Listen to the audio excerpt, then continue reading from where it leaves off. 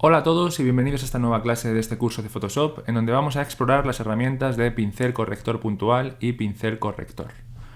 Bien, si pulsamos la primera opción, la herramienta de pincel corrector puntual, la encontramos en esta posición en la barra de herramientas, hacemos un clic y vemos que se nos activan diferentes opciones en su barra de opciones específicas. Bien, a la vez tenemos un pincel que podremos modificar en tamaño y en dureza y opacidad. Bien, si hacemos el pincel a un tamaño adecuado y lo utilizamos con este pececillo, vemos que hemos realizado una selección y en el momento en el que suelto, la herramienta ha funcionado como funcionaba la opción de rellenar según contenido. Lo hemos eliminado y ha sido sustituido por el, digamos, fondo circundante. Bien, si queremos, por ejemplo, volver a utilizarlo y exploramos un poco más las opciones que nos ofrece su barra de herramientas específicas, vemos que tenemos la opción del pincel para cambiar tamaño, dureza, espaciado, ángulo y redondez, como pasa con todos los pinceles. Tenemos opciones de fusión, que vamos a dejar siempre o casi siempre en normal. Y luego tenemos estas opciones en donde el relleno podrá ser, según el contenido, a través de una textura o a través de otra opción que se llama ajustar a entorno. Yo aquí aconsejo que lo dejemos en según el contenido. ¿Por qué? Porque el resto de opciones, digamos que no mejora el rendimiento que ofrece esta opción. Y lo vamos a ver, por ejemplo, con este pececillo. Si yo aquí marco según el contenido y hago una selección, pues veo que más o menos el resultado es bueno. Si digo comando Z y marco la opción de crear textura, pues vamos a ver que el resultado es bastante peor. Es, digamos, mucho más aleatorio. En algunos casos lo hace así, en otros de otra manera. En fin, realmente no mejora las prestaciones, como decía, de según el contenido. La última opción, ajustar a entorno, pues tampoco nos va a mejorar. Vemos que nos hace, digamos, áreas de muestreo mucho más alocadas, por decirlo de alguna manera, y entonces la herramienta se convierte en menos o más ingobernable. Le decimos comando Z y lo dejamos en según el contenido. Luego tenemos la opción de muestrear todas las capas. Esta opción es muy interesante. La marcamos y vemos cómo funciona. Cuando yo la marco, fijaros que lo que estoy diciéndole es que quiero que cuando utilice el pincel, este pincel lea todas las capas que tiene, ya sea la primera, la segunda, la tercera, da igual en cuál esté situada. Para utilizar esta opción, lo que voy a hacer es crearme una nueva capa que voy a colocar por encima.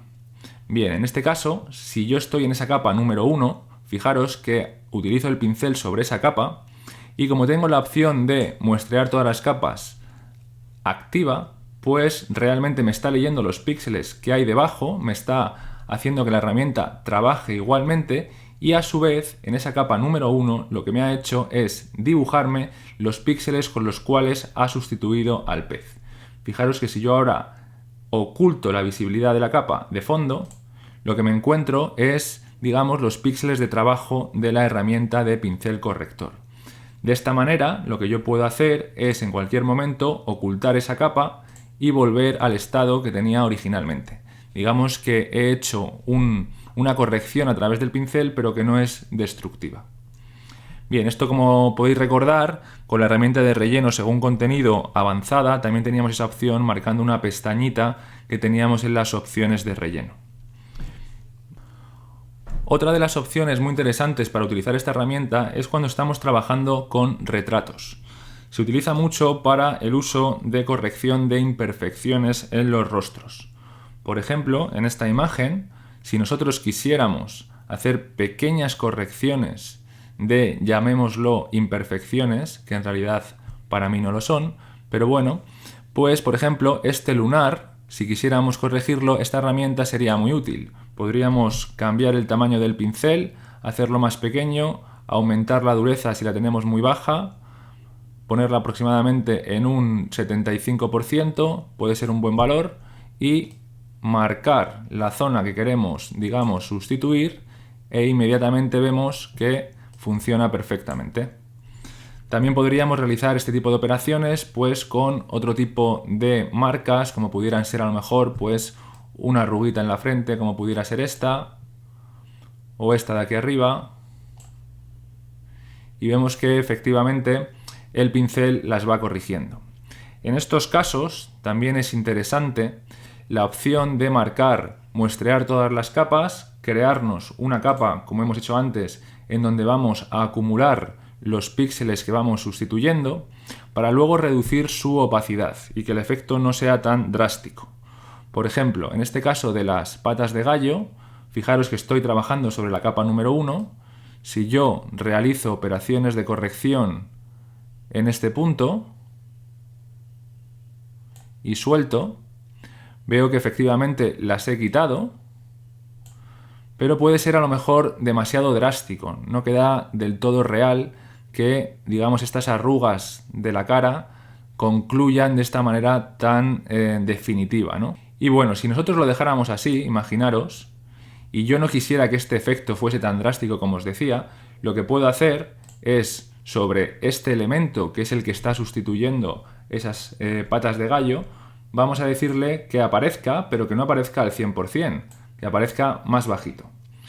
Activamos la capa de fondo y vamos viendo, manteniendo la capa 1 activa, cómo esa diferencia de opacidad va haciendo efecto en la foto.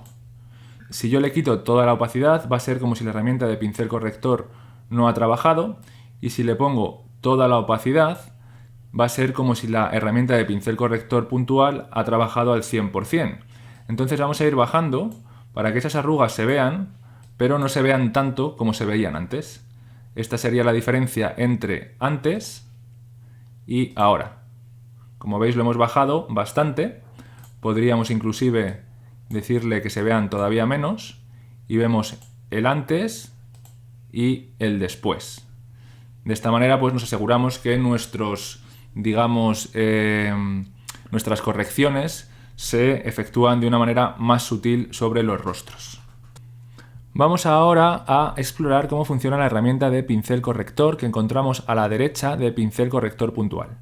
Si la pulsamos, vemos que su barra de control ha cambiado ligeramente, y vamos a analizar entonces cómo funciona la herramienta. Fijaros que en este caso lo que me va a pedir es que a través de Alt u opción yo marque con esta mirilla una opción o, digamos, un origen de muestreado. Voy a marcar este lugar porque voy a sustituir esta oveja que tengo aquí. Lo primero que tendría que hacer es aumentar el tamaño del pincel, ya que es muy pequeño, y la dureza me parece en un 79% que es correcta.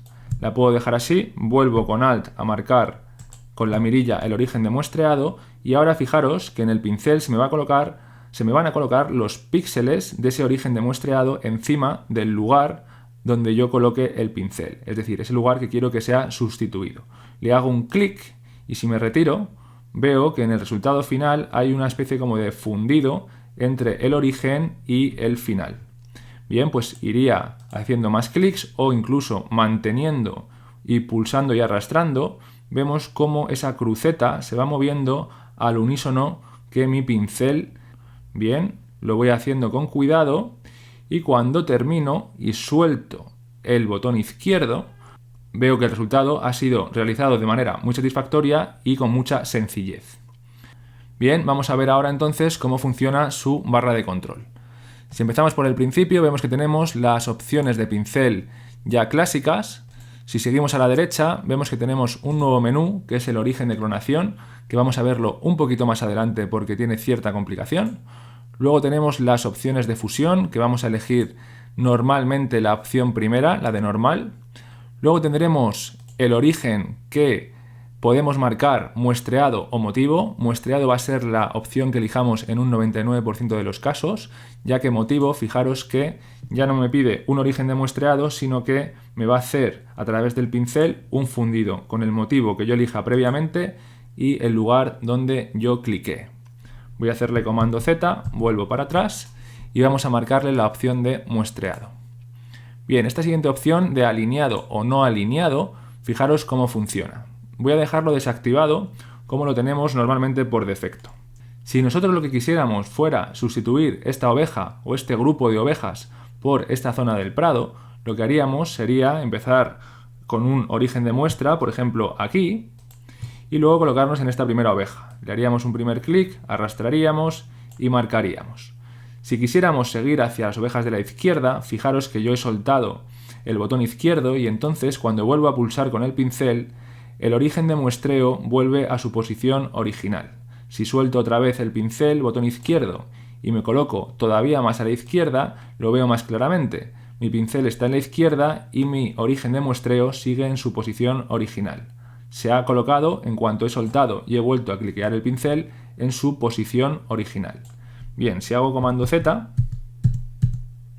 y ahora utilizo la opción de alineado, vemos que si yo marco este lugar como origen de muestreo, como antes sustituyo esta primera oveja y luego me voy a la izquierda, he soltado el pincel y cuando vuelvo a pulsarlo, el origen de muestreo se ha colocado alineado justamente debajo mío.